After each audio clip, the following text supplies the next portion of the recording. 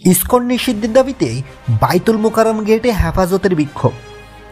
ইসকনকে নিষিদ্ধের দাবি ও চট্টগ্রামে আইনজীবী সাইফুল ইসলাম আলিফ হত্যার প্রতিবাদে রাজধানীতে বিক্ষোভ সমাবেশ করেছে হেফাজতে ইসলামী ঢাকা মহানগর। শুক্রবার জুমার নামাজের পর জাতীয় মসজিদ বাইতুল মোকাররমের উত্তর গেটে এই বিক্ষোভ সমাবেশ অনুষ্ঠিত হয়। এতে হাজার হাজার মুসল্লি অংশ নেন।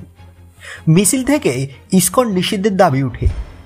এর আগে গতকাল বৃহস্পতিবার জামিয়া রহমানিয়া আরাবিয়া মোহাম্মদপুরে হেফাজতে ইসলামী বাংলাদেশ ঢাকা মহানগরের এক বৈঠকে এই সিদ্ধান্ত হয়। বৈঠকে সভাপতিত্ব করেন সংগঠনটির ঢাকা মহানগর সভাপতি মাওলানা জুনায়েদ আল হাবিব। বৈঠকে নেতারা বলেন, দেশের পরাজিত শক্তি হিন্দুদের একটি অংশকে ব্যবহার করে বিশৃঙ্খলা ও নৈরাজ্য সৃষ্টির পায়তারা চালাচ্ছে। এর অংশ হিসেবেই দেশকে অস্থিতিশীল করার তৎপরতা চালাচ্ছে ইসকন।